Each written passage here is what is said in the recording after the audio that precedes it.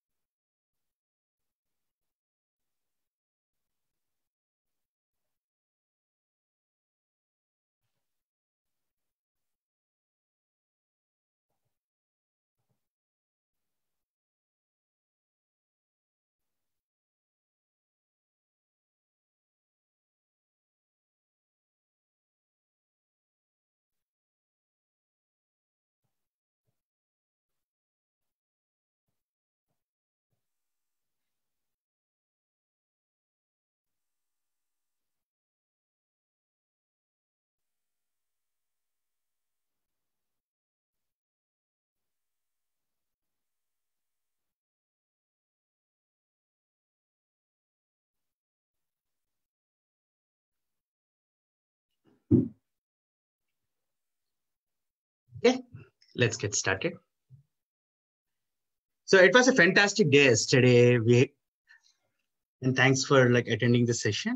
Today will be another interesting day where we will be discussing more about the concepts what we had introduced last day, and then we'll further discuss about what an identity access management is, what are the features of it, and then we will further discuss about uh, what are security groups, policies, why do we need to create a virtual private cloud, why do we need to create a subnet, route table, and what are those terminologies. And then we'll also do two labs today. Basically, on one lab is about on creation of the security groups, policies, and multi-factor. And another lab is on creation of what VPCs, subnet, route tables, internet gateway. So today's session will be handled by me and Bhargav. I am Pawan Gorakavi. Had experience of over 18 years in enterprise. Mostly I'm on US experience where I had handled many teams at the various capacities starting from senior dev to senior vice president. Bhargav is our lab assistant who has also have an extensive experience in DevOps and cloud technologies. Apart from us, we have Charan, our COO on the call, Karun Tadepalli, our CEO on the call too. So they will be accessible on WhatsApps, and they also answers your Q&A and chat sessions. So before we start, let's discuss about what we discussed yesterday. It's just like a refresher, recap of what we discussed, such that we have the continuity. So last session, what we discussed is about cloud, right? What is the difference between an on-premise solution versus cloud? What is the need for cloud computing? So we discussed that, hey, we can execute any server-based code even on the laptop or desktop, but it cannot scale. Then we can establish our own lab network. But if you are preparing something like Flipkart, so you need a support something called cloud. And we also discussed about different cloud providers like Google, Amazon, AWS, and then Alibaba. Then we discussed about IBM and other cloud providers. And then Karan also gave a glimpse about adoption in the cloud. And he gave some interesting stats saying that almost 51% of Indian businesses right now, starting from medium businesses to large, they are already using hybrid cloud, what means they are using one or two cloud providers apart from their on-premise solutions. So because the business, it's easy to scale, quick to adopt, and there's mostly operational expenditure, cloud adoption is very high in business sectors and enterprises. And that is also reflecting in the job market. So when we are preparing a student for the next gen, whether it's in any other technologies or any other verticals, still cloud will play a major role in most of the underlying technologies. And we also discussed last day about learning path, like what kind of skills are required to be a cloud engineer. So mostly we did say okay, apart from having the script level experience, so what are the other configuration experience required, and where do we have an overview of the industry and different where we have overview of different blocks. And we did discussed about different live examples like, okay, how do we build Hotstar kind of application, video streaming application, or how do we do some kind of surveillance camera, which also auto detects crime or like auto detects some kind of bad actors by using image or video processing. We also discussed about how to build, how cloud can help us to do voice search. And in this case, we discussed about the power of Amazon Lex, where we can use it for voice search and so. And similarly, like we briefly discussed about Amazon has some services like transcribe or recognition, where we can use in healthcare domains to make sure that we don't expose like PHI or PI data, like personal information of a patient. So in last session was more about like introduction of various terminologies, like it's a 10,000 feet overview. This session is more about going in depth about each terminology, what we have. And today our focus is primarily on identity and access management. So in the next 2 hours, we will be focusing on what is identity and access manager? Why do we need to have some kind of controls? How do we create users in Amazon AWS? How do we create groups? Why do we need to create groups and roles? What are policies and permissions? And then we'll have a lab. Then once we have the lab, then we'll again come back and start on what is virtual private cloud? How do you secure when you are moving your college or organization to the cloud? How do you secure? And then what are the subnets? What are like, how do you expose that to internet? How you can get inbound traffic? How do you get outbound traffic? What are route tables? So these are another set of new terminologies which will be. And on lab 3, we will be having a hands-on experience on creation of VPC, creation of subnet, creation of the internet gateway, and route table. So we'll make it as simple as possible on this. So we will take a real world example, and our lab 2 and lab 3 will be more on relevant to how a network or IAM policies are defined at the college level.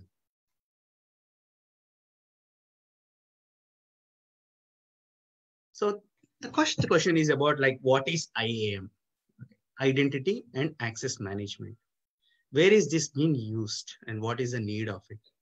So when you see any application, whether you are using Microsoft Office 365 or whether using any other application, the basic thing you get in when you are a consumer, the basic thing you come across is every application is either protected by a username or password or some kind of authentication. So once you log in, so what it happens based on your role, there may be some kind of authorization enforcement happens. So identity and access management is where in AWS is where you are managing all your access controls, user accounts, and different policies and procedures. We will discuss further in that. In a very high level, IAM has user creations, group creations, policies, roles.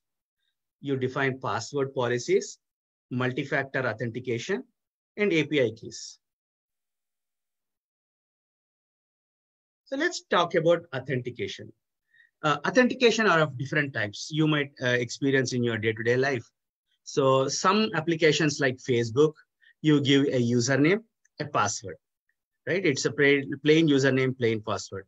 Some applications in your stuff you see like, okay, you give a username, password, and there is an OTP code coming onto your phone.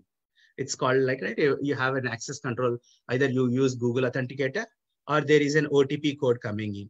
So that kind of authentication you see, we refer to as a multi-factor enablement. And there are other set of authentications we generally also come across is, let's say you log in into your Gmail and you want to access your Google Drive. You don't need to log in again onto Google Drive, right? It identifies once you log in into Gmail, it clearly knows that, okay, this is so-and-so, and he can access his account in Google Drive. And again, the same user, if he is trying to access Google Meet, so then he's still able to access it. So what is this different type of authentication? Generally, we see for every application, you have a username and password. But in this scenario where you are logging in once and you are able to access all Google Suite for the account you are having authorized to. So what is this? It's like called as single sign-on. And most of the colleges or universities or companies pretty much is on single sign-on. And we will discuss further what is the need for single sign-on. And the fourth one is about, let's say, it's not a human logging into a system, but something, a bot or a API call is happening. So in those cases, there are different types of authentication like token-based authentication, JWT-based authentication, or OAuth. So these are different types of authentications you see not only in Amazon, AWS kind of thing, across the world. So, and this is what even industry uses, pretty much one of them or multiple of them in different use cases, in different application verticals. They use different types of authentication. So IAM controls your authentication policies. At the same time, it controls who can log in, who, like, let's say Pawan logs in and Pawan has a credential so-and-so, he could able to log in with this username and with this password. Then comes authorization. Authorization means like what role do you have? Are you a professor? By logging in into your application, do you need to see all the privileges of a professor or a faculty where you can able to create the course or manage the course? Or are you a student? When you log in, you control basically only read view, but you cannot see your grades or so. It's all with the professor. Or you are an admin. So those role-based authentication or like attribute authentication comes under authorization. So every system in our day-to-day life, right from Google Gmail to in Office 365 to any other application, every application which we come across in our day-to-day life, web application, you come across authentication and authorization. Then about the user management. In a college of this size, there will be around 400 to 500 or like sometimes 5,000 people. So managing all the users in one shot makes a real important thing because it's like it reduces the complexity of maintenance. So user management is one such key area for identity and access management. At the same time, there's a user reports basically on the policy side. So how do you manage your policies? How do you manage yourself? So these are quite important attributes of an IAM. So what it does, IAMs helps us to manage our authentication policies, to dictate our authorization policies, to manage our users, roles, policies, and you also make enforce organization level policies through IAM. We'll discuss more once in the later part of the slides. So we'd like to introduce you different terms and walk through the application. IAM is such a broad area and it is highly, it's not only with respect to Amazon, it's across the board. So I would like to take some time and spend some concepts on IAM such that it helps the students in later part of their career because IAM, there is exclusive jobs for IAM users or IAM developers or IAM administrators. So in identity and access management, generally, when we are doing it, the very first terminology we call it as principal. It means, is it an application logging in or a user is logging in? So those are called, the concept is called, the terminology is called as principal. And then once the principal logs in, so there is some kind of authentication happening. Let me mark this out. Enable my pointer such that you can see. So there, based on the authentications type, what we discussed earlier, it can be a single sign-on authentication, password-based authentication, physically token-based authentication. There are different types of authentication. So based on a user, once he logs in, the authentication mechanism will verify, okay, he's a valid user. Then it will come to authorization. And in authorization, what generally it does is, okay, is it Pawan is who is he? Is he like is he a faculty or is he an admin or is he a student? And then we will also provide in authorization enforcement, say like resource-based authorization. It means like what kind of applications he has access to and what kind of policies we need to enforcement. So this authorization, we also introduced another terminology called authorization. Principal is one terminology, authentication is another terminology. Then once a proper authentication is happened, so there can be a set of actions you can perform. In Amazon, there are many actions. To simplify, I just added two actions, like you can run an instance, you can create a user, and so. So in real world, like you can create, there are a lot of actions, and we will show once we are showing the screen of AWS. And finally, the resources availability. So if you know that, okay, the logged in user is correct, then he can go, he can check it out, and then he can access any of the resources, EC2, S3, IAM, and all the Amazon resources. Basically, what it means is you are like, it's like your home, you are trying to enter, and is it you or someone else is the principal, and your home has a lock, and is it a valid lock is nothing but authentication. Once you have a valid lock, you enter into home. So if you are like a head of family or like having a financial control, you have keys to Almara kind of thing. That's called authorization. And on the action sides, there, like as a parent, you have certain set of actions, and as a parent, as a kid, you have certain set of limitations. That's called actions. And finally, the resources. What can be accessed by whom? So this is nothing but in our real world also, when we log into our home, we see some kind of similar stuff. So it's similar for applications, whether it's an on-prem application or cloud, even it is exactly the same thing for AWS also. So in this slide, points to be noted is terminology you come across in your life is one is principal, authentication, authorization, actions, and resources.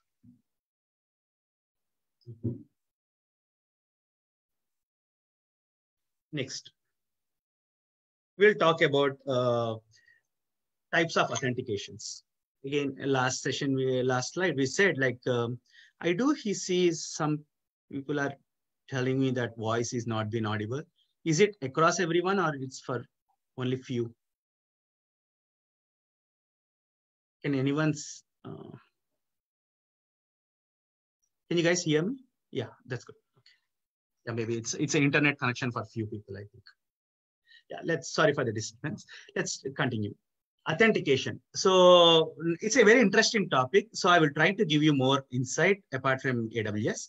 Authentication is what you see, right? When you use your mobile application, you have certain set of applications. Let's talk one by one. One is you have, let's say you are using an application, a bank application. So generally you do see a username, a password, or sometimes a PIN. So which is nothing but you are giving some kind of recognition mechanism where on the application side, they will verify that you are the correct user and test it. And the second one is a token-based application. This happens especially if you connect, you have a Facebook and you are trying to connect, have a mobile app of Facebook also. So what do? You connect, you give a username and password, your Facebook is live. Then you started downloading some games, right? Like, and they will ask for login as a Facebook user. So where you don't give an explicit user to someone else, but you are logging in as this guy and try to connect to the game. So what it is happening beyond the sales is like there is some set of a token communication happening, and we will discuss in further when we are talking about APIs. Here, just for now, think that there is some kind of token authentication is happening. And these are all the things which we are really experiencing in the day-to-day life.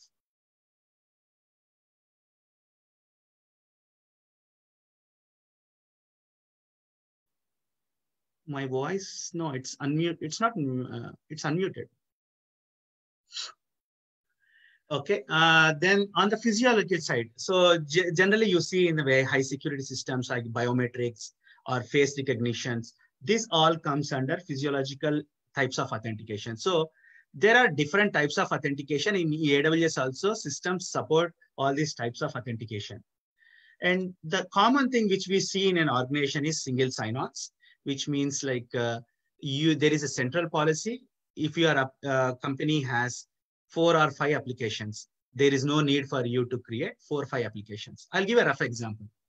A company like ICICI Bank, generally, if you see, the average size of that company has 400 to 500 applications internally. So some are consumer focused, some are personal finance focused, some are internal focused, some are sales focused. So this is how an average ecosystem works. So now the question is about, let's say if all of them has username and password, right? This is our quite common problem in day-to-day life also. So we use 10, 15 applications minimum in our day-to-day life. And we would like to know the password, username of it, and we keep forgetting that. So to avoid that, what do we do is either we do a simple password, like password 123, or we do a common password. You put a birthday, child name or something, and we use across all the systems. That's one of the reasons why passwords or accounts get breached, is because it's very difficult, it's becoming complicated for a consumer to remember like 15 to 20 passwords at a stretch. So the common pattern we see is either they make like a weak password or they reuse the password. So one of the system is compromised, then it's easy to exploit the other systems. So in that context, if again, coming back to ICICI, if they have 800 applications and if their employees who are managing these applications needs to understand 800 passwords and username, it's a very difficult task for them. So what they do generally is to avoid these kind of situations where you need to log into multiple systems with multiple username passwords, organizations adopt single sign-on strategy. So either they do through Active Directory or they do through SAML2 basically. For now, just understand that there are types of authentication. Like single sign-on, I gave you an example is Google. So when you log in into your Gmail, you automatically log in into your Google Drive, you automatically log in into your YouTube, you automatically log in into a Google Meet. And the last one is about APIs. So generally you see this in Netflix or some kind of Hotstar kind of application. So what do? You register in a web and at the same time you install the app on your device or TV. So they will ask you to the code on the website and you want to type it in on your TV screen. So let's say 3456 is your code. So it gets activated. And subsequently, your TV app communicate with Hotstar or Netflix and try to see whether, okay, is Pawan having a correct subscription? Every time, whenever you access a movie or when you access a account, it checks whether is subscription still active or not. So for an application to be like this, what it does is it needs to be happening on token-based or authentication. So AWS is like a Legos. So a lot of people build a lot of applications using different scenarios and different authentication types like this. So most of them are being supported on AWS. And we will see on for our account creation, we'll go and consider on the password side. So this is one example of what I was talking about on a single sign-on, where you create login such that you don't need to give you multiple times a username and password. You just give it once and you can able to access all ICICI accounts when you have access to whatever access you have. So this is a classic real world live example of like when a user logs in, your identity provider will check whether your username password is there. Then it will check on AWS front. So this is an example of where this is maintained at your local on-prem and this is your Amazon. It will log in and check whether you have access to the corresponding token systems, and then it will give you an access to the application. This is like a live example. So now that we read about different concepts of identity access management, so it's better for us to go into real world and try to get our hands dirty on a real world application. So the approach what we took is, let's build a virtual university, okay? We'll start from scratch. So we'll think that we are trying to create a new AWS account for our university. Okay, the name of the organization is Your University, let's say. And in a university, we took three major roles or three groups. So there are administrative groups, okay? There are faculty groups, and there are student groups. So administrative groups are the ones, your IT admins who right now, like you might already have labs. And let's say you are trying to build an AI lab and the infrastructure is not supporting. That's where the decision comes in is, do we need to buy servers or do we need to take a help of lab? Right? When you are trying to build a cybersecurity lab within the college or artificial intelligence lab within the college. So the question is about, do we need to do buy the servers, increase our capital expenditure, or use operational expenditure and make it reduce our cost? So in that context, so we need some set, we decided to go on to cloud. Let's say your university had decided to go on to cloud and they identified a set of admins who will control the infrastructure. So what they can do, they can able to bill. Okay, they will see how much billing is coming and they can able to monitor it. If it's becoming too expensive or too waste, they'll shut down some systems. They can read, they can do create, they can do delete, they can update. So we identified that there will be admin group. There will be multiple users under admin group who helps in our university to maintain the AWS infrastructure. The second set of people, a group would be faculty. And let's say you are in the faculty group, and faculty group is about creation when you are teaching them Python or teaching them Java, teaching them C++, teaching them machine learning, anything. So you are using cloud infrastructure. So in this group, what permissions you might need is, you need to be able to read, you need to be able to create an instance or create a job for machine learning, delete it, update it. You don't need to do billing or monitoring. There are people, admins take care of it. So the faculty group is responsible to drive in their class, provide the infrastructure. So their permissions are limited to read, create, delete, update. And for students, we are removing the permission to delete because they will only give them permissions of read, create, and update. So what we did in this slide is, we are creating a virtual university. Your university, we created 3 groups: admin, faculty, students. And for admin, we gave a set of permissions. For faculty, we gave a set of permissions. For students, we gave a set of permissions and start creating that on our AWS infra. So before we go to the lab, we'll just have a glimpse on key concepts which you are going to see in the lab. So IAM groups are nothing but, in this case, your admin group, your faculty group, and your students group. So these are called groups. So you might ask a question like, why do we need a group? We have only 2 admins or 3 admins. We'll directly assign it to the user. We don't need an admin. The reason generally organizations do groups is, it's easy to maintain. Let's say like 4th employee came in or 5th employee came in. As the employees grow, it's very difficult to maintain if you assign permissions to an individual user. So that's why we, as a part of standard procedure, we will identify in an organization based on the org chart. We'll identify groups and create groups and then associate users to them. So then what is the policies?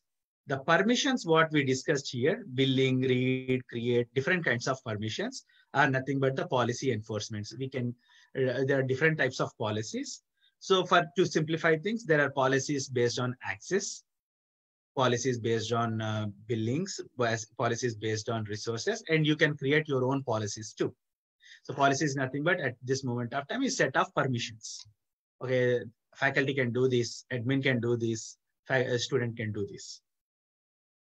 And about IAM user. So when you, last session, when you are creating a default, an account, there is a default account being created and we call them as root user.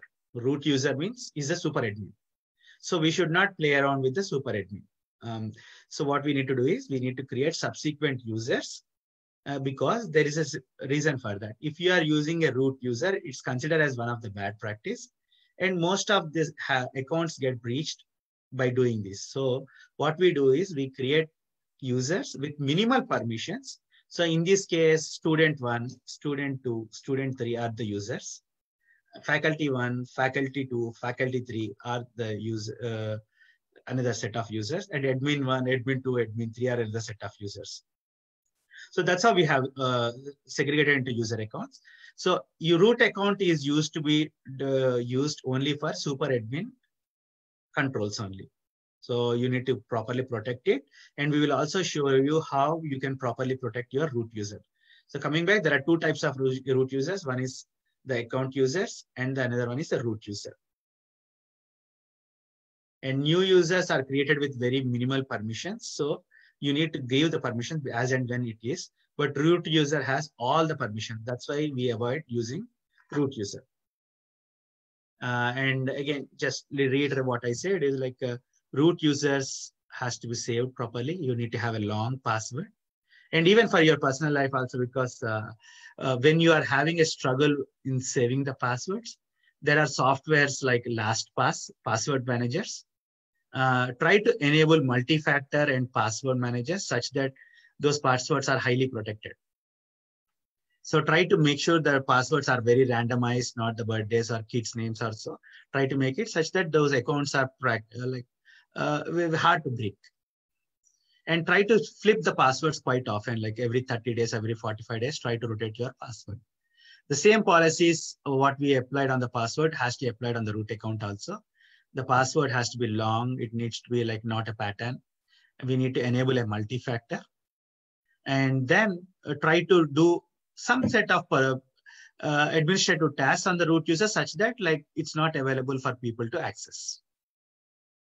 So with this, we'll quickly go to a lab and see what we have on this. And we will learn about in this lab, we will talk about what is a root user. We already created an account. We got a root user.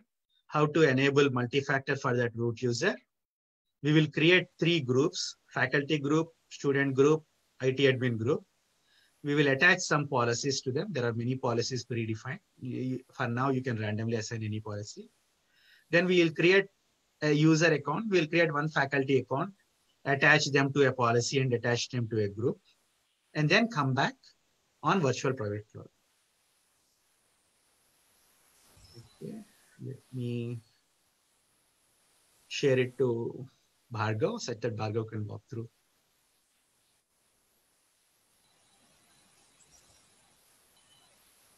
the session.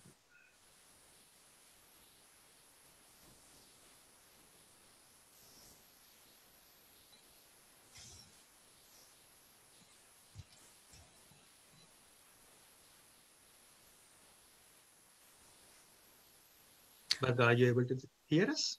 Yeah. Hello, everyone. Yeah, let me make you host and such that you can share it. Okay.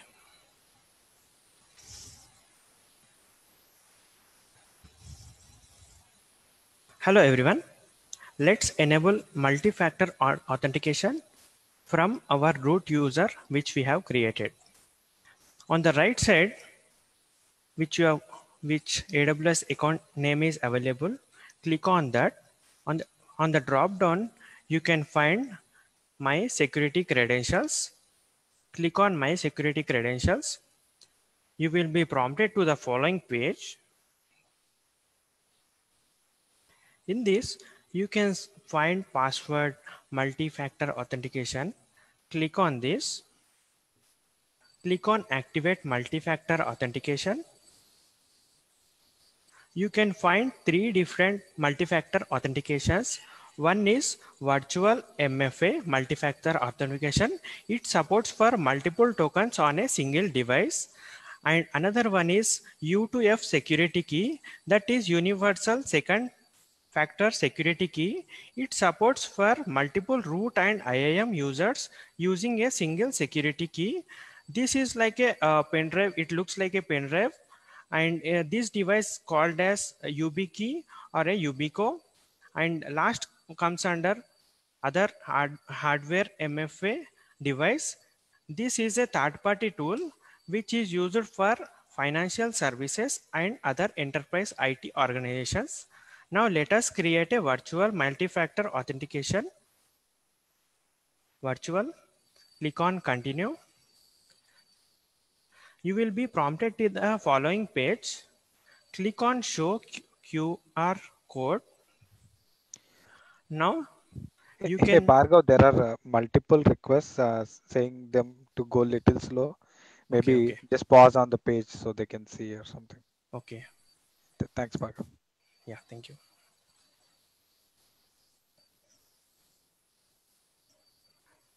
You can install a Google authentication on your Android mobile. Once you install a Google authentication, you will be prompted with the scanner, QR scanner.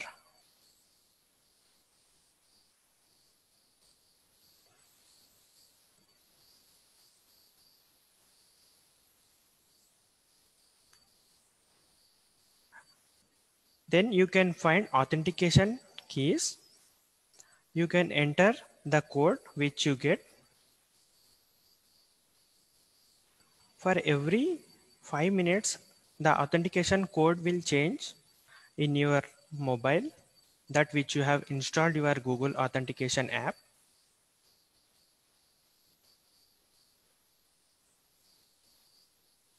Then click on Assign MFA. See, you have successfully assigned virtual multi-factor authentication. Then close this. If you want to check this, just log out from your account.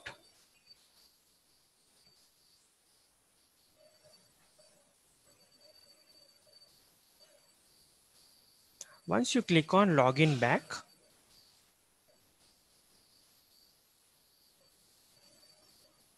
here,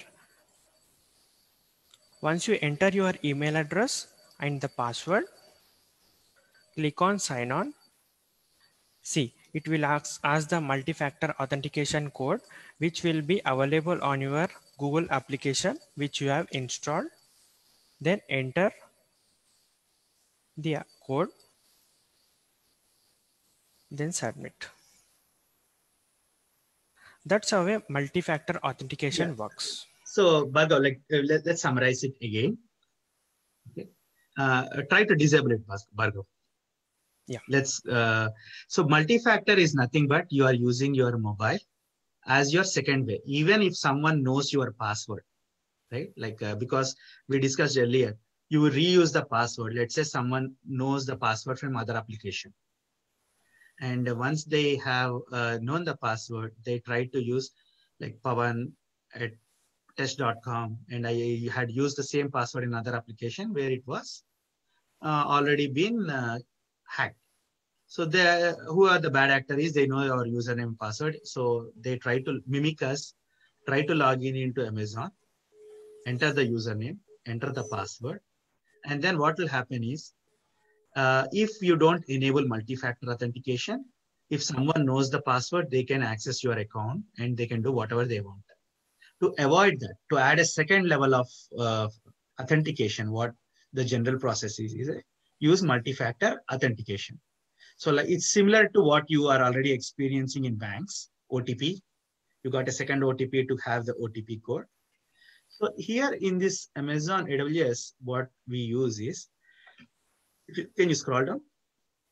Yeah. Yeah, little scroll down. Let's go to the multi-factor. So what we are seeing it here in AWS side is, there is a lot of applications which is called Google, basically multi-factor authenticators.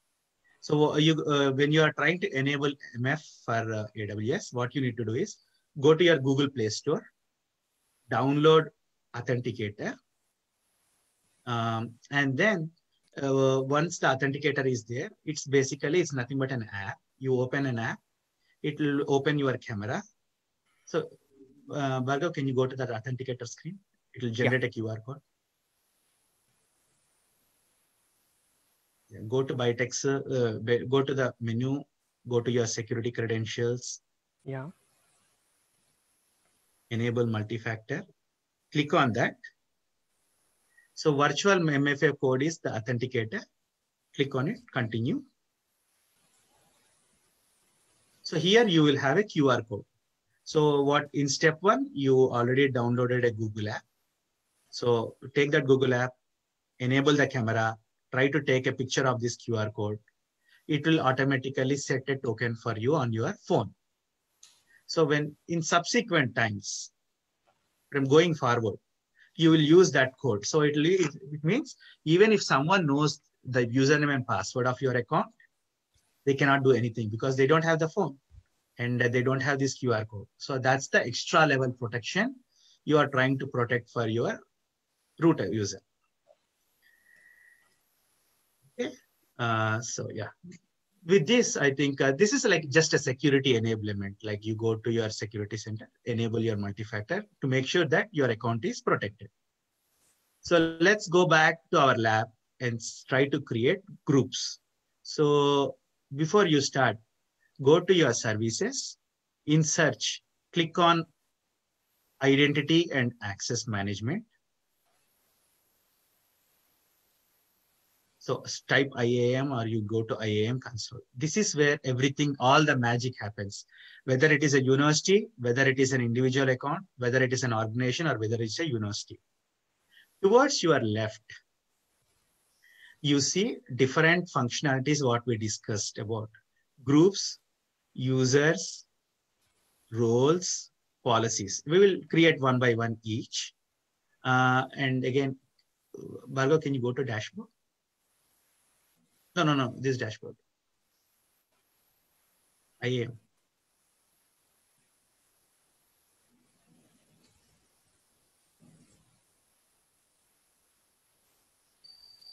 Yeah. Towards your right, you see it is doing security status audit check, right? Like you are seeing that something in orange triangles that Amazon is trying to tell you that, okay, you didn't enable your multi-factor. Try to enable it. Try to create some users. Try to create some groups and policies. So the ones which are in orange triangle tells you like what the current security status is. It's some kind of an alert. Yeah, someone said it's Gmail two-step security. That's exactly right. Multi-factor is there everywhere, whether it's Facebook, Gmail, AWS, everything has the same process, correct? Now we will go and create our university groups. So let's go to groups, create new group. So as we discussed, first we will create admin group, admin. This group. Okay. So here there are set of permissions. The policies is nothing but, as we said, bunch of permissions. So what permissions to be given? So you need to give, in this case, these are the account holders who completely manage our Amazon account. So in your policy search box, try to type in admin and you have an administrative access. And actually we will record this video and again, we will give you for reference. If by some reason, if you miss the step, you can go back and revisit it. At the same time, we will also document this in the form of lab document. And such that, right, it will have screenshot and document of it. You can also practice at home at your leisure. Coming back, we are trying to create a group called admin. And now we are trying to create a policy, search for the policy admin. And we picked a policy name as administrative access. We selected that. Click next. Okay, so that's simple. So you are creating an admin group who has a policy of who can able to access all the administrative tasks. Similarly, now we will create a student group. Student. Next. Search for developer.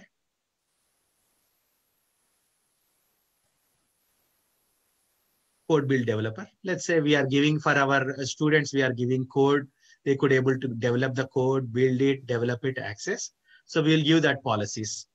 Once you select the policy, click on next and you create it.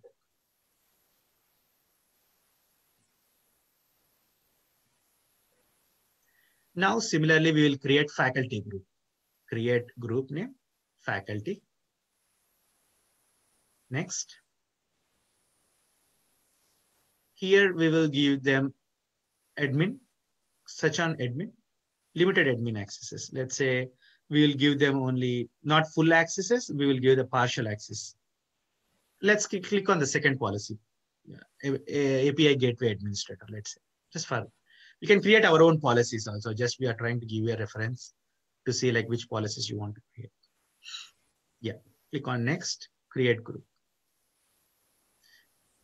So we have created 3 groups. First group is admin group. We attached the policies of admin to that. Second is faculty group. We had attached the policies of that. When we had created a student group, we have policies for that. So now the question is about like, how do we create user accounts? Can you click on users? Try to create a student group. Yeah, the question is about how do we know which policy provides which roles? Can you go back, Bhargav? Yeah, click on the policies.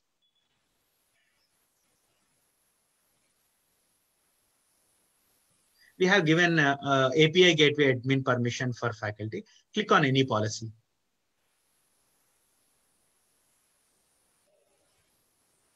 So every policy you can see when you're in your accounts, there are, when you click on the policy, you see a list of services and their access levels. Or you can go up and create a policy by yourself. Like, can you click on the policies again?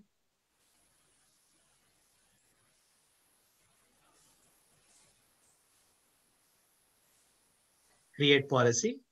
You can, generally, this is what we do in organization. We don't go with the default policies. Every organization has their own IT policies. So the best recommended approach is give as little permissions as you can, because giving more is putting ourselves in a trouble. So try to click, can you expand services?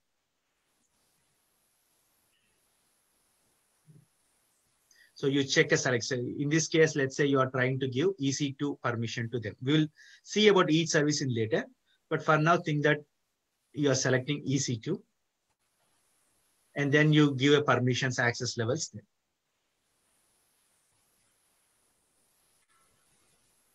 Yeah. Can you cancel this and go back?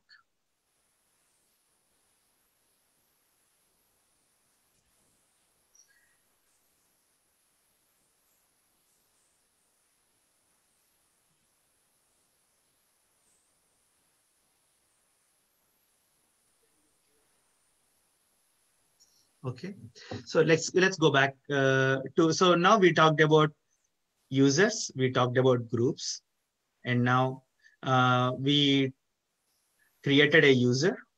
Can you click on the user? Let's create a user. Try to give the username. So in this case, we are trying to create a user account. For every user account, like whoever the student is, whoever it is, we create a corresponding student accounts. Every user has their own username and password. So here we are creating an account for student. We are giving them programmatic access. So you give a username student1. Some companies use username as their email address because to be unique, names are quite common. They give email address. Some companies or organizations, they give first name and last name. Can we change the policy to a particular group on one in policy? Yes, we can change the policies even after it's been accessed. Next. So the question is, can we change the policy to a particular group? One, any policies as assigned. So even after assigning the policy, can we change it? Yeah. So that's the whole beauty of it, is like once you change the policies, the enforcement happens in one shot. So that, having said that, so now we created a user. Now you need to tell that, how do you manage them? In our graph, or in our picture, which we had shown, we created a group student. So all student accounts should go to student group. So here we click on student group. Next. So let's say these are the tags where you can put a tag for your quick reference. So let's say in this case, we'll put a key as branch, Bhargav. Branch, key as branch, and value as CSE or ECE. So for that, right, in future, you want to administer CSE users or ECE users or EEE users. So that helps them out, like we can quickly search out by searching on the tags, and then click on next. It's quite simple. All that you are doing is you are just giving a username. You are picking the group where you want to associate. And then you are giving a tag. You might need it or you don't need it also. You can skip that step too. And just click on create user.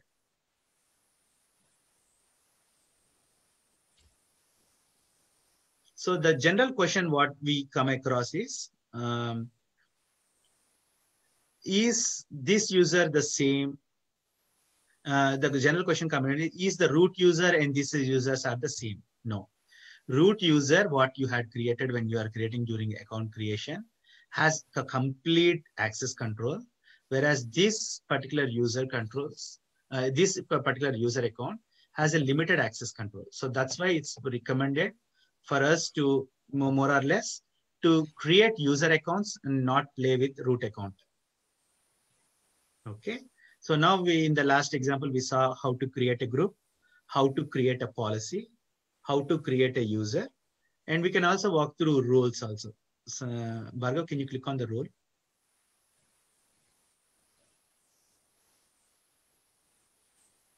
So there are different types of roles and you can create your own role and you can assign basically role as part of your authorization too. Just try to open one of the role, Bhargav, EC2 role.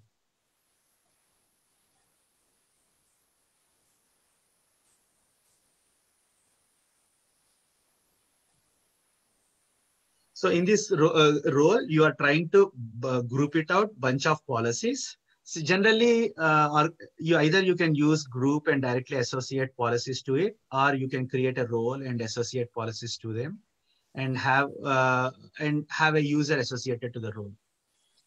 So either way, you can do it. So to summarize what we read, we created groups, we created faculty group, we created admin group, we created student group. Then we created policy, custom policy for our organization. Then we created user accounts. And going forward, we will start using that user accounts to log in into the systems. Any questions till now?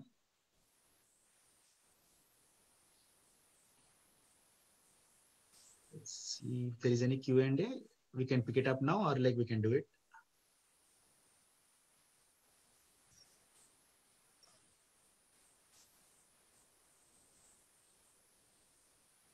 Yeah, in the above example, it's already created role where you are seeing multiple policies associated with it. Suresh Babu garu.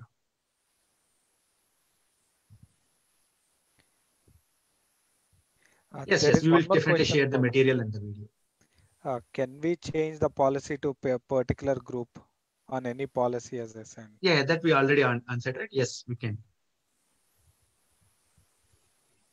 Okay, let's coming back to our topic. Let me take the host and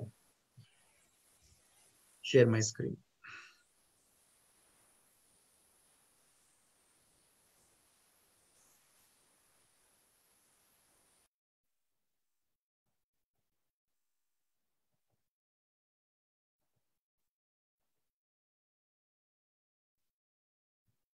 Okay, so now we come across these particular things. We created a multi-factor.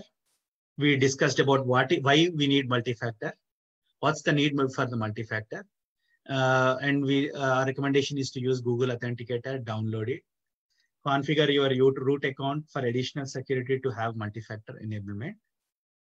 Then there is other things which you see on the security screen. We can walk through later. Is about like it was not having any policies also. So now, then what we did is we created a group. We created a faculty group, student group, IT admin group. Then we attached a policy to that group. Then we created a user account, and then we attached a user to student group. Okay, so that.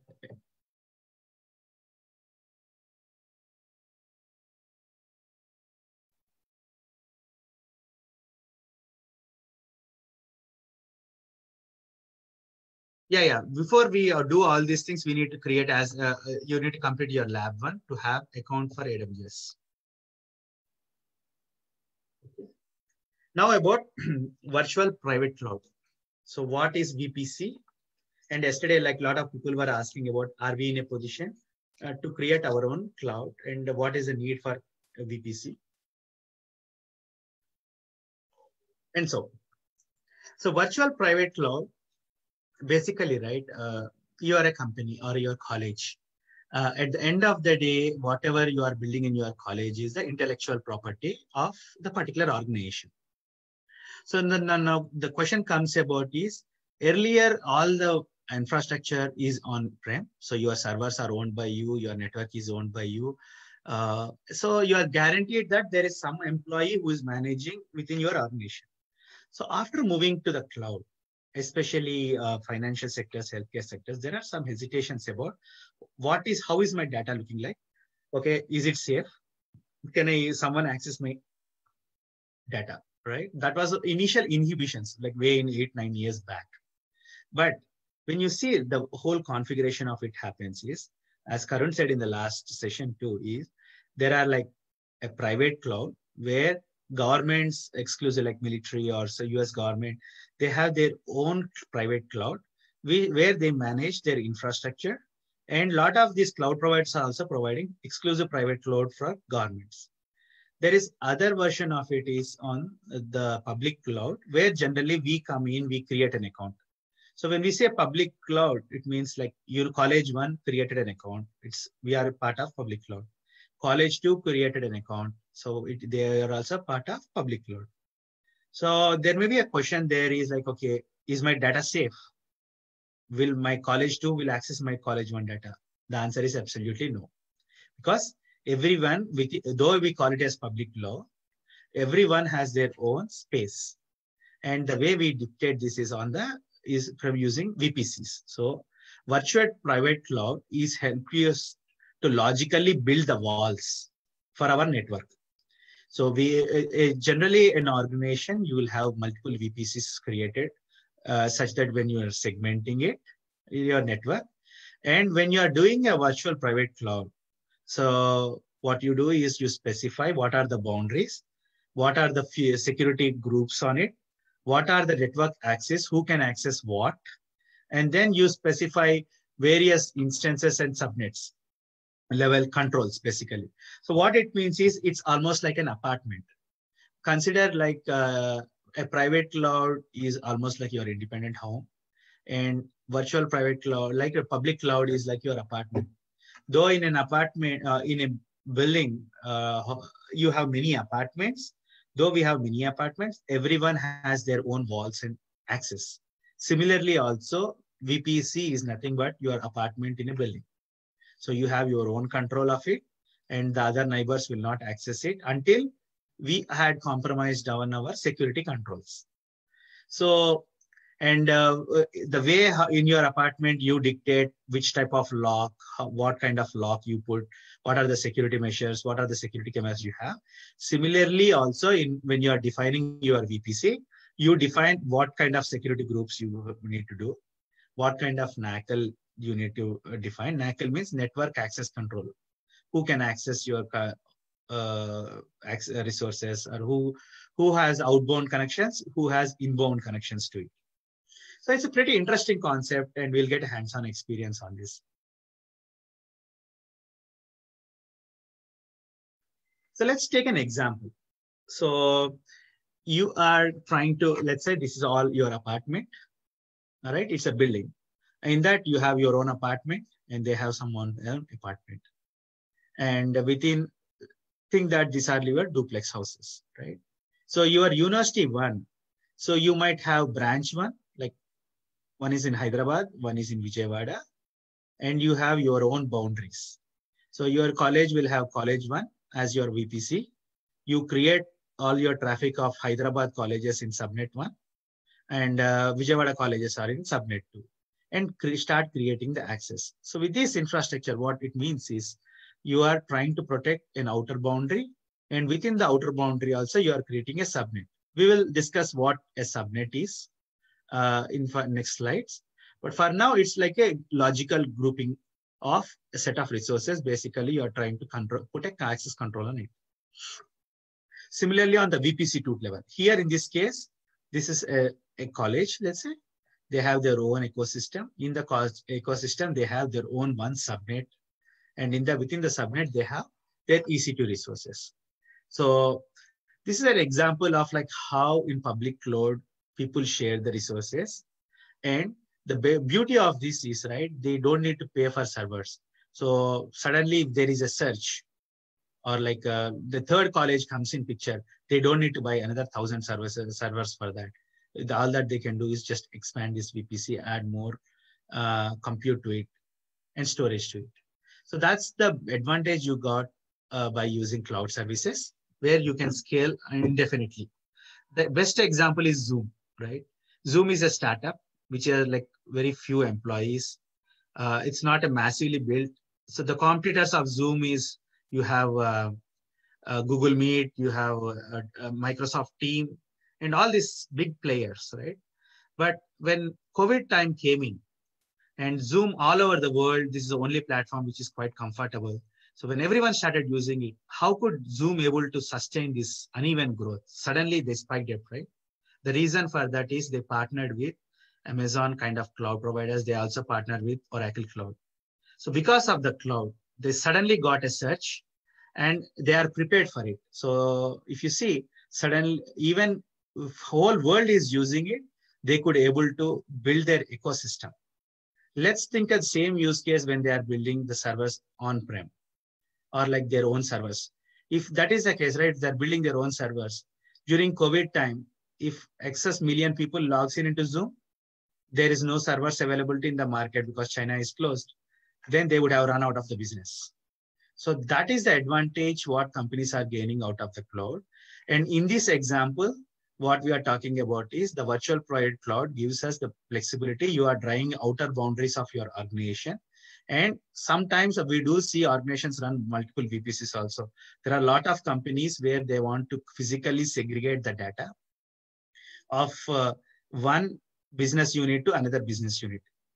The classic real-time example of that is, if you see or if you expose this, I think this is a good use case for you to convey to your students, is when they are working for any company, a company who has operations in Europe. Mostly nowadays, most of the job market is in services, and most of them are like have their headquarters either in America or Europe or somewhere. So it's like it's a decentralized team. So when you come across a company like that, Europe had passed recently, like 2 years back, I think, GDPR. What that means is companies are responsible for data breaches and they are responsible for all the data breach happened. So it's right now, the consumers are victims of it. But what European governments did is like they are putting the blame on the companies and also responsibility on the companies to manage the security of the systems. That's a good thing for all of us because we are using applications and we need to be careful about. I see that a lot of people has, again, audio issue. Is Arun Nangaru, is everyone able to hear me? Just Pawan, we're good. Okay, good. We're good, actually. Yeah. So yeah, I think maybe it's 1 to 2 network issue. Again, coming back, as I said, like, coming back to the this topic of GDPR is like when you are working for a European company, right? Let's say even any other. So the data, what they said is the data in Europe should be within the boundary of Europe only. So what that means is you cannot. So if you are selling an app for a European client, and you cannot put your data centers. You cannot put your data centers basically somewhere around in India. So all the data centers where your application is scattered and the data is scattered should be within the Europe. That's a very good rule, and every country eventually will some or other way use it. There is little protective to it. There are some business side problems to it, but the reason for that they had is a compliance thing. So Europe is such a big business area for a multinational company like Infosys or like Facebook, where they have operations in North America, Asia, Pacific, Europe. So when they are doing with European zone, so what they do is they need to break down their data centers, and European data center remains the European one, and like North America remains the North America one. In those scenarios also, they use multiple VPCs to manage their network traffic. So that's one of the example. But again, in a real world, just think that VPC is like your apartment, and within the apartment, subnets are like your rooms. Within the rooms, you can create your own furniture. That's nothing but your resources.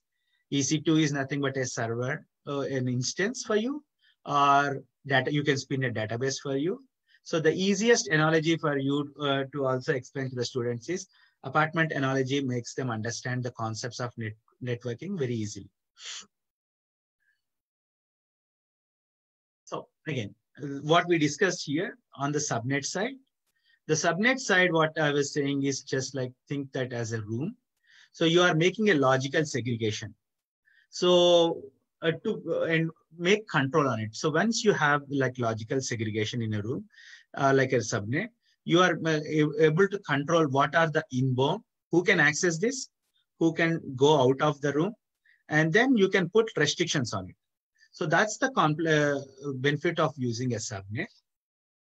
So coming back here, you have creating a subnet, and this is very analogically similar to what we said as a room. And then internet gateway is nothing but which helps you to connect to the external world, like internet, right? Like you are opening a port and you are trying to expose to the external world, and even for IPv4 or IPv6. And route table is another concept we will show live in the next lab. Is like your traffic constable. Who needs to access what is the controller basically. So when you are traffic, so you have two rooms, let's say in which room nothing but subnet, and you are able to control the traffic, and the traffic constable is nothing but your route table, where it tells where you need to go, what rules it needs to be there, and where you need to route. So combining all the concepts together, so your internet gateway helps you to have outbound or inbound connection. Your route table is like a traffic constable to which helps you to redirect the traffic. Your subnet helps to go and control, have a physical boundary like in your room where you have personal space. And your EC2 is like a resource. It's like more or less like your furniture within the room or resources within the room. So these are a quite common terminology we come across when we are creating a network structure.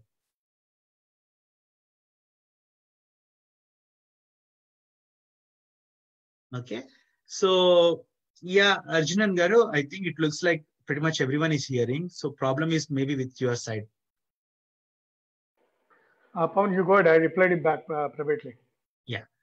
So are you going to have only one VPC? No, we can create any number of VPCs. Santosh Reddy Garu. Okay, so in this lab, what we will do is we'll create a virtual private cloud. Okay, we'll create one VPC, say that your college name or branch name. And then we will create two branches for it, a subnet for it, branch 1, branch 2, Hyderabad branch and Vijayawada branch. Then we will create a route table. We will share where the traffic needs to go. Then we will also create an internet gateway where we will say like, okay, what would be the inbound traffic looks like? What would be the outbound traffic looks like? And then we will spin in an EC2 instance. Okay, EC2 instance is nothing but we will create a server instance for like, let's say we'll spin off like CentOS 7 or Red Hat or any other operating system, like a machine with has a CentOS 7 on it. So with that, we will again pass the ball to Bhargav such that we can slowly walk through each one of them.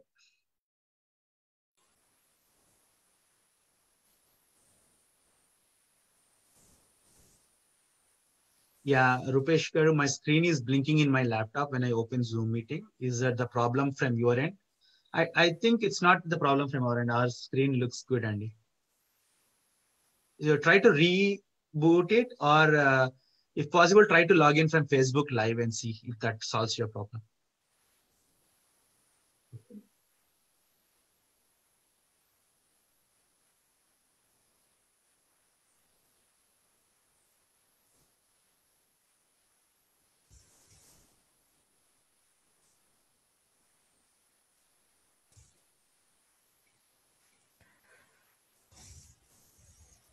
Bhargav, I made you as a presenter. Can you open the screen? Yes, Pawan. Hello everyone. Let's have a hands-on experience on how to create a VPC. First, go to Services from your Amazon Web Services console. Click on Services. Go to VPC, or you can search for VPC here.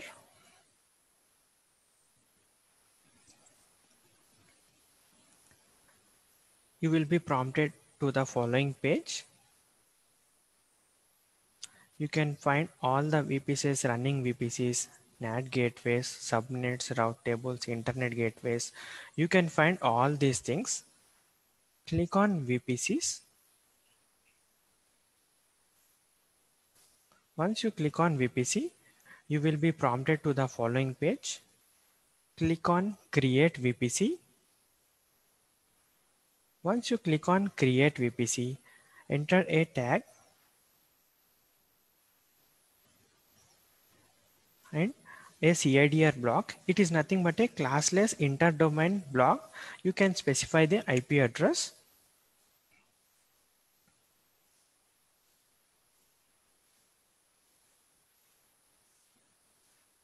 And in the tenancy, select default.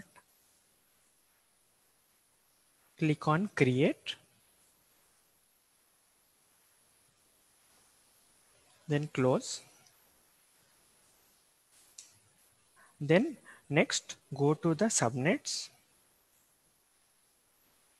So yeah, before we go to the subnet, Bhargav, let's open the VPC. Yeah. So here, when you see this screen, right, you are seeing 3 VPCs already created. Someone asked me, like, is it limited to 1 VPC? No. So what we do is we can create any number of VPCs. So what you do is, okay, from these IP ranges from here, use this one. Okay. The second and third what you are seeing is Bhargav already created on that account earlier, where one is open for private VPC, one is for public. So what he did there is privates are the one where they don't have internet connectivity. So you cannot reach out with it outside the network. And public are the one which are connected with the internet, such that like from your laptop, though you are not logged in, you can able to access some of the resources of that VPC. Okay, and we give any IP address. So Bhargav, the question is about on the IPv4. Okay. So how many VPCs created on this region? So we are created all the 3 VPCs in the same region. Towards your right, so there are many data centers. On right top, you will see Mumbai. So you see that's the Mumbai is the closest region over for India. So we picked Mumbai and we created all the VPCs within that. But it's not needed to have within the same region also. You can go across the regions. Yeah. Okay. Can you open APSSDC? So he created a new VPC here. And once you create, just for your reference, you can scroll down and see every VPC is being created a unique ID, VPC ID. So there are 2 ways of accessing this VPC. One is you can access through the application like a human will log in and do it. The other way of doing this is even when you are doing like an API, there is a way where you use this ID and able to access. It's like having a name for a person, right? For this VPC, we have a unique ID 05350C. And he gave an IPv4 block 10.0.1.0.24.2. So there is some standard on the IP ranges. Make sure that we can send you like a specific IPs, like on the restrictions on this. Like, yeah, you cannot go beyond certain IPs. Yeah. Can you click on the CIDR block?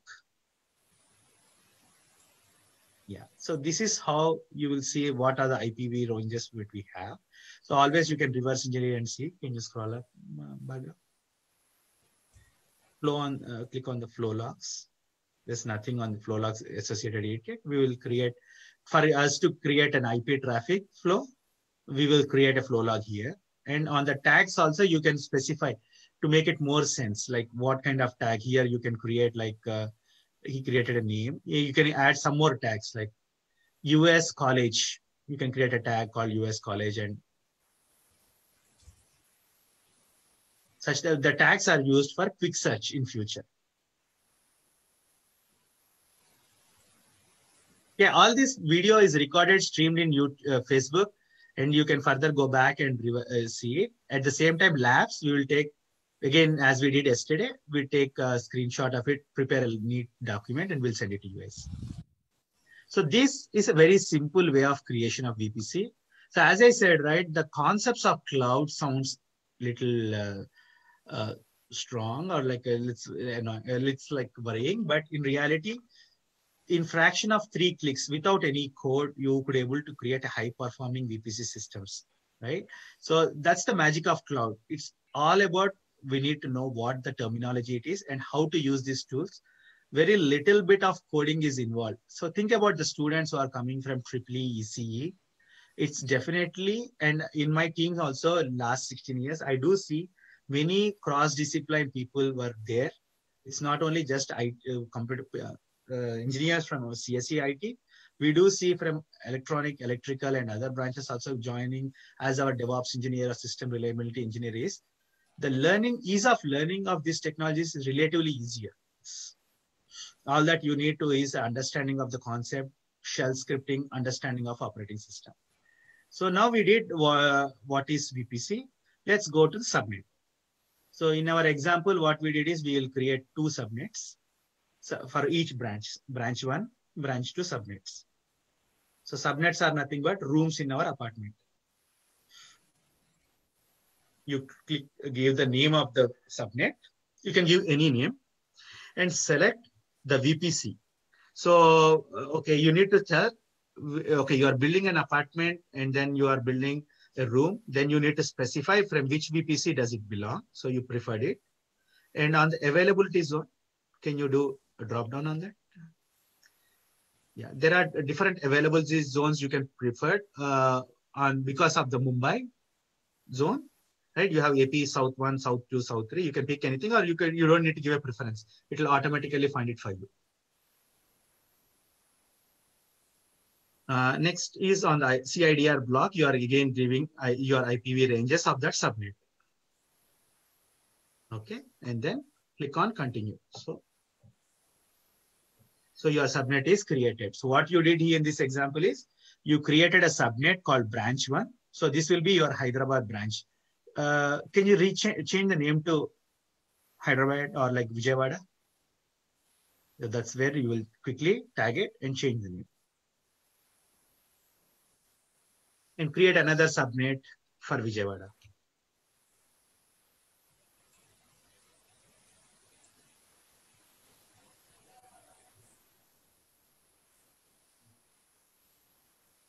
So you're giving a name, you are creating a VPC.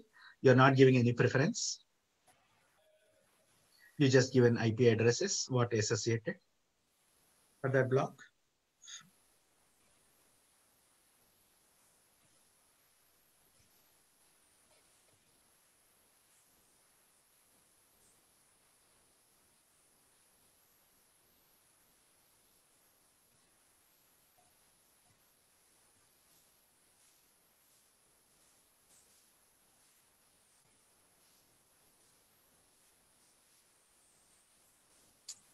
Yeah, it should be in the EP.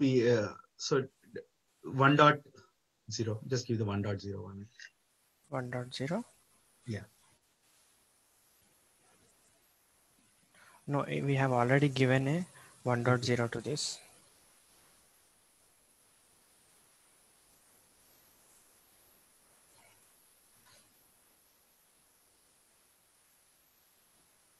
Chiran?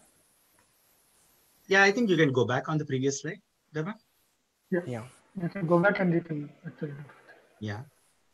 So here you did see, right? Like here you are opening the 1.2.28.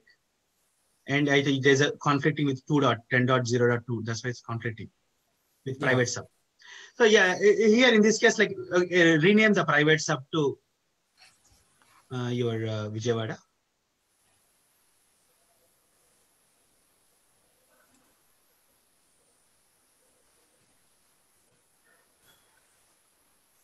So if you click on this subnets, the very first tab, it tells about the description. Every subnet has a unique ID, a unique and its corresponding VPC ID.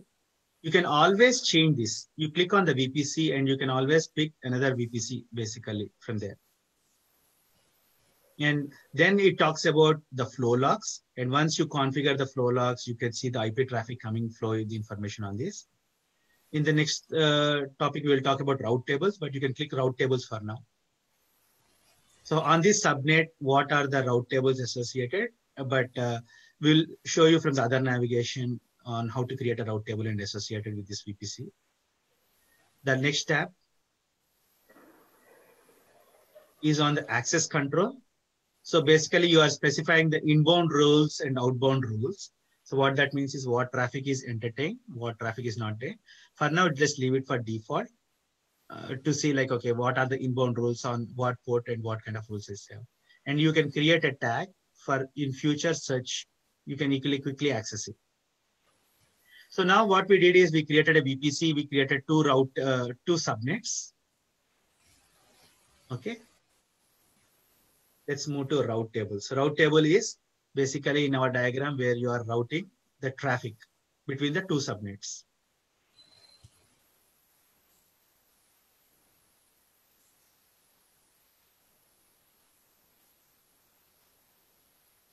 You have to give the name to the route table and attach the VPC which you have just created. Click on APSSDC VPC, then create. Each subnet in your VPC must be associated with a route table which controls the routing for the subnet. Now next, go to subnets,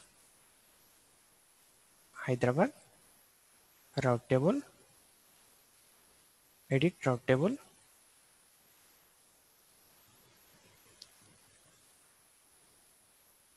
Select the route table which we have created, then click save. Close. Route table is used to determine where network traffic from your subnet or gateway is directed to. Next, we have to create an internet gateway. So let's click on the route table again, just walk through what we already created. Yeah. So we created a new route table, show them the routes. We have created a route table, and if you see it is not attached to any internet gateway, we can attach an internet gateway to flow the internet from this route table, and we have attached a subnet associations which we have just created, and you can find edge associations as well, and route propagation, and you can also add tags here. Next, we will create an internet gateway. So internet gateway helps us to connect to your outbound internet. Yes. Click on like your network card, virtual network card.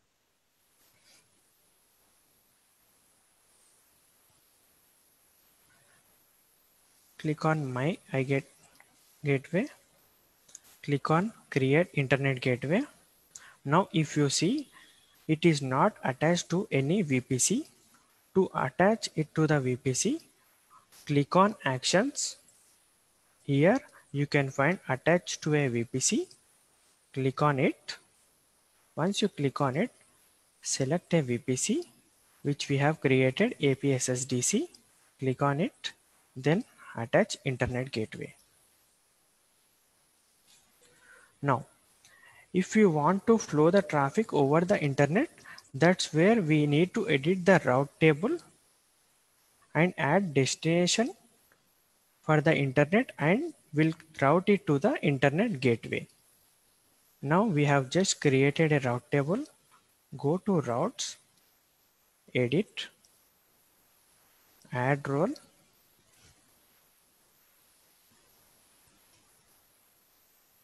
In the description, select the target internet gateway. We have just created my gateway, then save routes, close.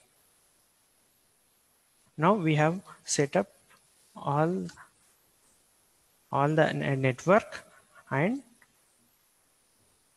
we have to create a security groups which works at the instance level.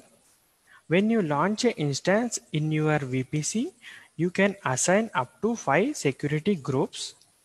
We can decide whether to allow a traffic to reach a instance.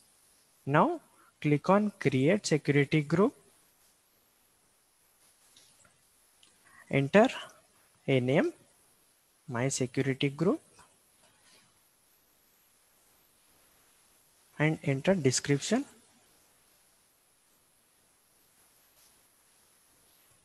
And attach it to a VPC which we have just created. We can add inbound and outbound rules here. We can add inbound rules. As we are going to create an EC2 instance, we will create an inbound rule. Then we can also create outbound rules based on our requirement. You can find all these HTTP, POP3, HTTPS. Then click on create security group. Now we have completed with the networking part. So let's rephrase what we did.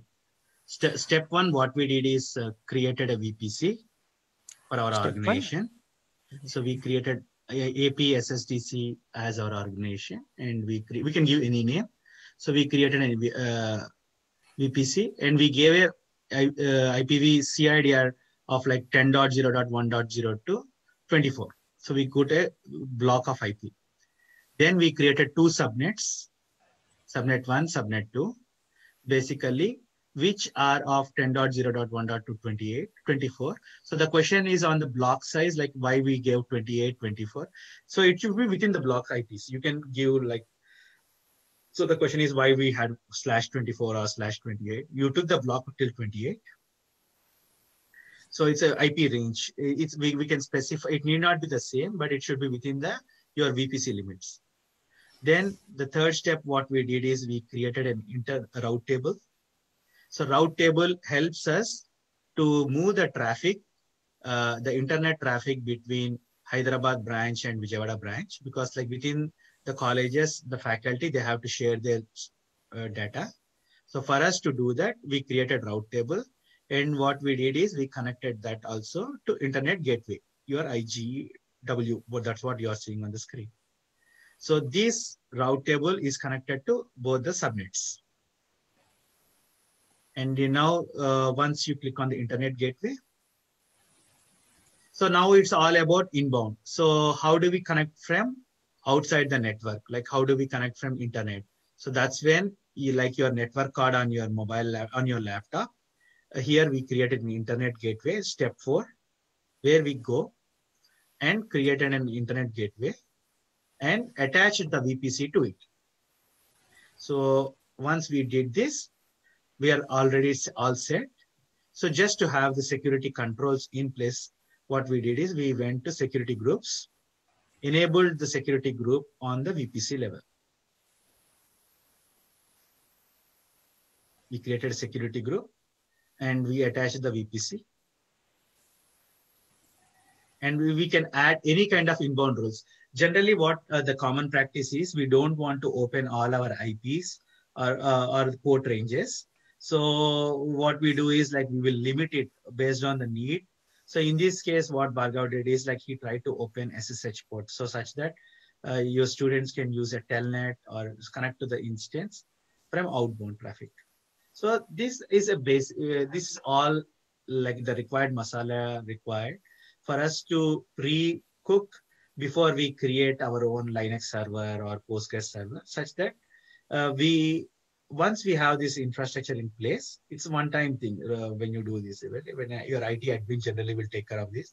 Once you are done, As a faculty, when we log in, then the faculty will generally connect to that particular VPC. Within that subnet, he will spin instances, whether it is a Postgres instance or a SQL Server instance, or or any other resources like a Linux instance or a Windows instance.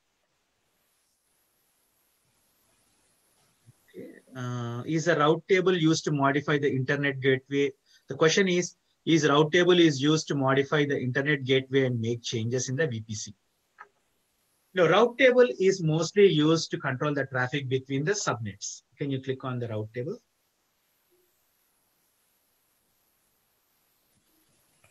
So it's basically like your traffic constable. He helps you to route within the network. And once I start sharing my screen, I will again show the diagram where it helps you to control basically and route the traffic. And internet gateway helps you to connect it to the external IPs. So the other question is about what are inbound rules, what are outbound rules. So Nagagopi Garu. So inbound rules, what does it mean? Means when you open, because you are in a network, let's say for your students, you are trying to give a Tomcat instance where they can put their Java code, right? So one way of doing this is you will ask them to put on their laptop. So other students cannot use it. The other way of doing this is you will put it on your lab server and all the students can see it. So that is an on-prem solution. When you are doing in a cloud, you do the same thing like what you did in the lab. You put it on your server, which is nothing but on the cloud. So what they do is now you have a Tomcat available on the public IP. So you want to make sure that all the port ranges are not exports. So when you are defining network, especially your network engineer or IT admin, even when they are doing on-prem also, what they do is, what kind of ports should be open? What kind of traffic has to be inbounded? Inbounded means it's coming from your internet to your net area. Outbound means the traffic coming out from your network to outside the internet. Like someone browsing is your outbound traffic. Someone hitting your IP is your inbound traffic. Hope that explains.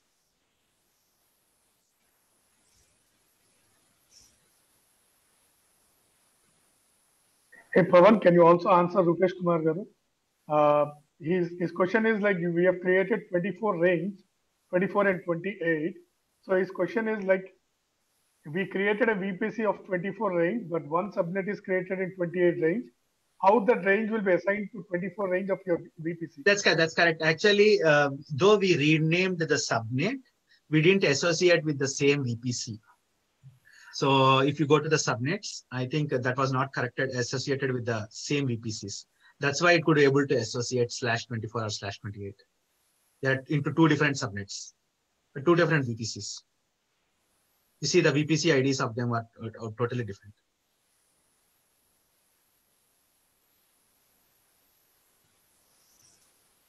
Okay. So coming back, I'll take the screen back. Any other questions? Okay, let me take the screen back.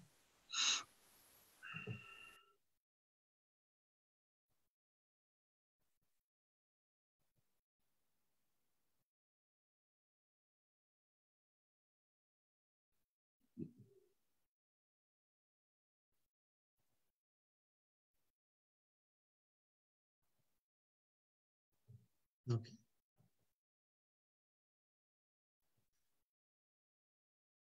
So I am giving like a couple of good reading materials on this for further references. The first one is about more details upon identity and access management. Then the second one is about a single sign-on, like what we discussed about Gmail, right? An example of Gmail, how that is there. And the other one is about SAML. This is where like most of the students can experience real world projects, right? Like using how this single sign-on works, how SAML works, because any application, if they do it in their commercial, in their life or in their enterprise life, everything is some or the other way it has to do by giving username and password, or some kind of authentication system is there. And mostly enterprise uses single sign-ons. So what we did in this session, so just a recap of what we did. We learned about identity and access management. What is identity and access management? What is the benefit of identity and access management? And why companies use IAM, right? And there are like many IAM providers in the market, like SailPoint or so, which people are making. A lot of people are building their career only on IAM device. So there is exclusive job category area called IAM users, and it's an overlap between cloud providers and even cybersecurity also. So IAM, identity management engineers, are much high in demand. So we read about like the concepts of IAM. We also read about the terminology of IAM, like what is principles mean, what is authentication, types of authentication, authorization, what does authorization mean, what does policies means, what does resource-based authorization means. Then we talked about actions. Okay, once authorized, what I can do on the system, how I create a user. Then I also created resources. About like, we didn't yet create our resources, EC2 or S3. We will do it first thing in tomorrow morning, is create our own Linux machine, right? Like we'll use our own, we'll take an AMI image, we'll create our own Linux system and try to play with it. And then we will also discuss in day 4 on S3 buckets, like how do we store data. And so, okay, then we also, apart from what we discussed there, we discussed about single sign-ons. Then we did a lab on setting up our environment. So first is planning as an identity management engineer. So we conceptualized our university. We created 3 user groups: admin, faculty, and students. And then we created policies like billing, read, and each policy has certain set of actions. And we associated admin with those policies, faculties with those policies, and students with those policies. Okay. Then after doing that, then what we did, we went into a lab, we created groups, try to practice it at home also, try to create groups, then create policies, assign whatever the permissions you want. And in the document which I gave you, it's a holistic set of policies. So initially don't get carried away with different types of policies because they're enormous. Go with the simple ones, like as for an admin, give an admin access, for a developer, give the development access, such that it keeps you moving to the next step. And then we talked about user creation. So we created one faculty user. You can create admin user, password user, try to log in as that users and see how it behaves. Then that gives you a good hands-on experience. Then we said, okay, don't try to use root account for like any other services. Try to enable multi-factor. In this concept, we introduced the concept of Google Authenticator, how to secure yourself. It's not only just for AWS account, even if for your personal Gmail, Facebook also, you can use the similar apps to make sure your accounts are secure. Then we did a lab. Coming back, we discussed about what is VPC, what is the need of virtual private clouds, what is a public cloud, what is a private cloud, and how in the public cloud VPCs are created. Then we talked about a fictitious scenario of like 2 colleges sharing on the same public cloud and 2 different VPCs. And within the VPC, we have 2 different subnets. And within the subnet, you have EC2 instances. Then we discussed about internet gateway. Why do we need internet gateway? And what's the need for us to connect to the internet? And we also talked about route tables, how it controls the subnet access controls. Then we talked about inbound and outbound traffic. Then altogether, we did a lab 2 where we created, first is we created a VPC, then we created subnet. And for that subnet, we created a route table to drive the traffic. Then we created an internet gateway for inbound, for outbound traffic and inbound traffic too, so that it's connected to the internet. And that's, we are recommending some of the reading materials to give more context on what it is and so. So with this, I think we almost reached near to our. So we will hope to take the Q&A sessions, and then. I'll help you, Pawan, to read the questions for you. Yeah. I think we'll first go with Narayana Garu is asking what is actually a CIDR.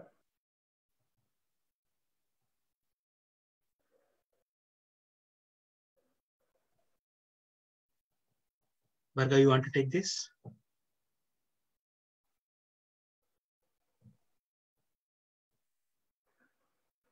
Maybe I'll answer it, Yeah. Pawan. Yeah, Narayana Garu, to answer your question, basically CIDR is a block normally which is fixed with some prefix of a length. So basically what you would do is you can actually request CIDR block from Amazon's pool of IP addresses that are there. And you can actually take that particular one and you can associate it with any of the VPCs that you have with you. So you will have VPCs in different regions. For that particular different regions, you can always have a CIDR block. So basically, you can also call it as like a network which is there, like probably say like you have a class C of networks which are located between one addresses and other net addresses of ranges that you have provided. So you provide a subnet mask on the range that is being kept, okay? And then a CIDR can be actually applied on it using the custom part of it, which is actually the custom route tables. This is a small explanation which I wanted to give on the CIDR. And I think there was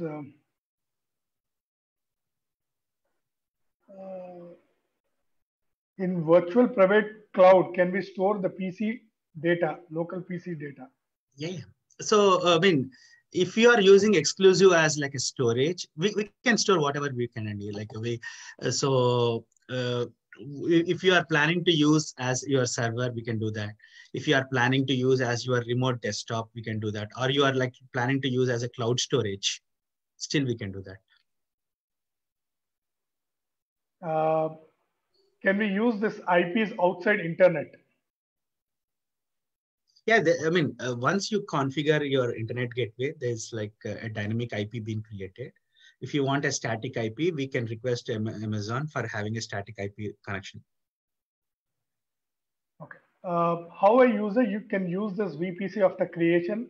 In what way it is useful? No, it's more on the security side. From a real world user, let's say when you are connecting to your Hotstart application, you don't even know that you are connecting to what VPC. Similarly, when a student in our example connects to his server, he might not know what VPC he connected to. This comes for more or less for the administrators when they configure this to make sure that they are protecting and they are constructing all the walls. Okay, I think there is another question from Sharath Raja Garu. He's saying, can we assign same bounds of subnets like 10.10.1/24 and 10.2.0.1/24? Yeah, it's in a different range, right? Yes. For different subnets, if I'm understanding rightly.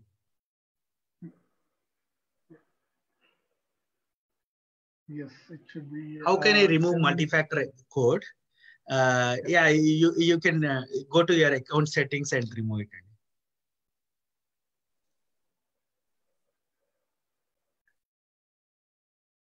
Yeah, I mean, for CIDR, it's a classless interdomain route. Is there any limit for creating subnet under one VPC? You mean like how many subnets can be created? I think I didn't see any limitation, but let me get back to you on this. But I do see an ecosystem where like tons of subnets are created under VPC. You don't need to. You can create multiple VPCs and multiple subnets. So the question is, okay, do I need to give, when I create subnets, do I need to always give the same VPC? No, it all, because the way it works in industry, so don't get carried away on this, is you first create VPC. when someone starts in an organization or a university as a network engineer, their first job is to conceptualize the network. So what they do is, okay, how my network would be, who will access my network, what are the applications in this network range, and what are the blocks in this network range. So that's the common terms what they do. So what then they will draw the diagram similar to what we did, but in a very different scale. So they will try to draw the similar kind of network diagrams. I will try to get you tomorrow some example of a general world network diagram. And then, so once they have that, what they do is then they create their VPC and corresponding subnets. So the question is about this subnet will not have this VPC ID because it's in a different subnet.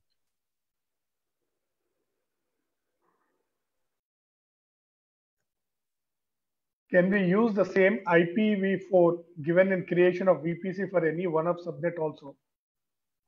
Yeah, because you are giving an IP range within the VPC when you are creating it. And underneath that, you create a block for such subnet.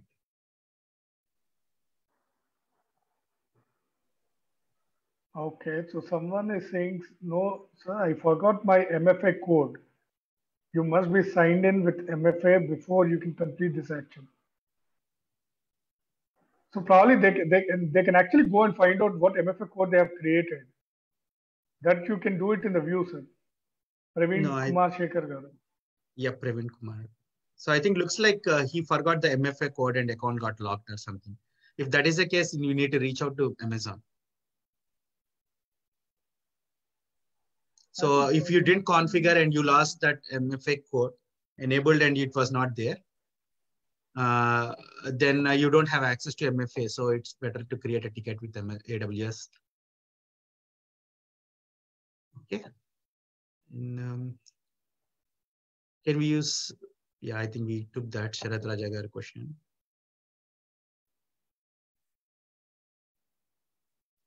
Any other questions, anyone?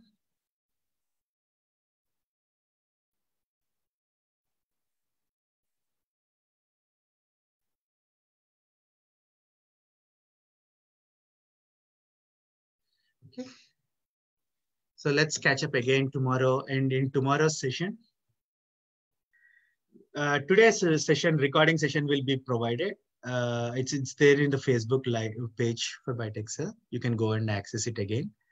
Meanwhile, we will also send an instruction document for the lab for you to play around at home and like create how to create a VPC, subnets, and then allocations.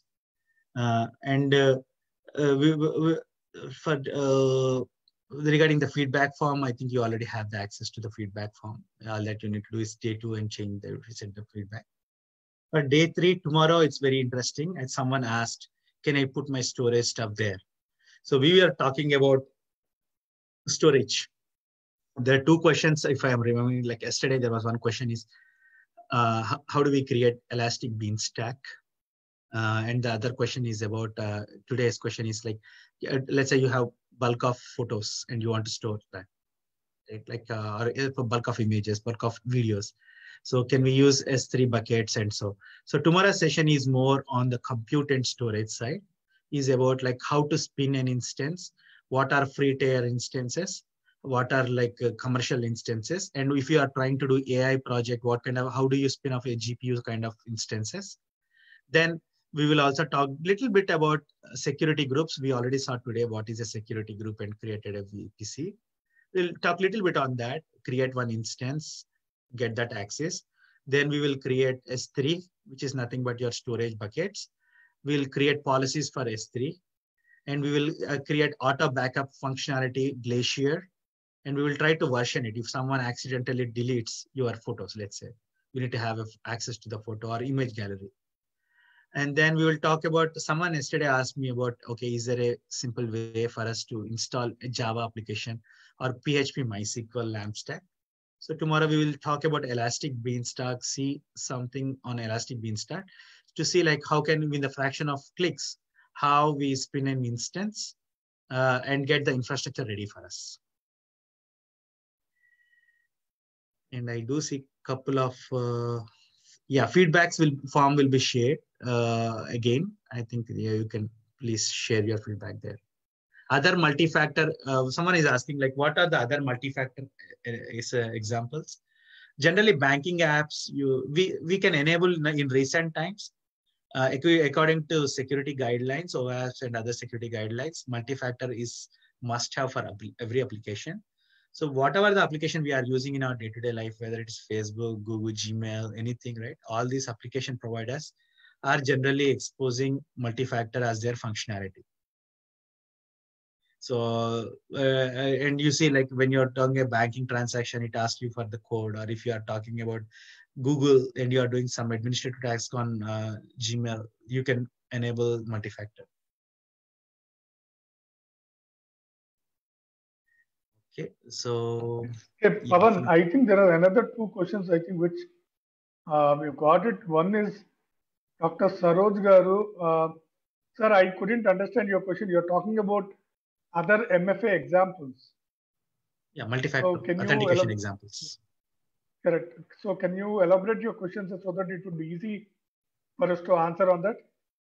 And yeah, Sarath Rajgar also asked one question is, I want to learn cybersecurity, and now you said IIM has a lot of opportunities. Does it comes in cybersecurity too? Yes, there is an overlap. IIM is there everywhere, like because every application, if you see, whatever application we are using, there has to be somehow we have to authenticate it. And all the corporations use identity access management, and there are many solution providers for the IAM. But as we are talking more on with respect to Amazon, I was like containing ourselves, and we are explaining in terms of AWS services. But there is an overlap of IAM, and there are separate set of products on IAM, which companies uses, and separate set of lot of opportunities are there on IAM. Can we able to give role-based access for each specific user? Praveen Garu, yes, we can give. But as I said, right, when we are only 1 person or 2 person team, it's easy to maintain. The whole point why people go after groups and roles are, it's easy to maintain because you can add new permission to a group, add new or remove a new permission from a group. But if you do individually, the maintenance will become a nightmare.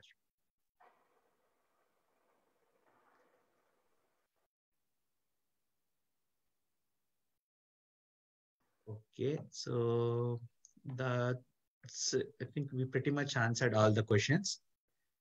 Do you have any other questions, anyone?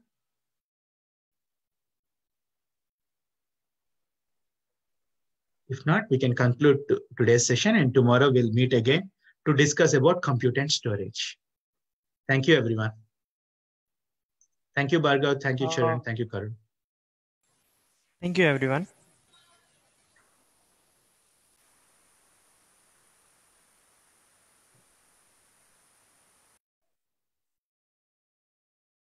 I think Pavan, a question I think they've asked Chaitanya Deepthi Kotwale, what are the policies used in real-time applications? Yeah, so Chaitanya Garu, if you are there, the general policies, there is nothing like one size fit all. Every organization is different. They define standard policies. So that's what Amazon did is like to generalize it. They gave the default set of policies, which you can see once you log into the screen. But in real world, every company operates based on what they have. And generally, one example of that is, let's say you are logging into the bank site and you are logging as a consumer. So when you log in, your consumer policies has to apply for you when it is a cloud-based application. When an admin login, admin policies has to be applied for an admin, and so. Hope I answered this question.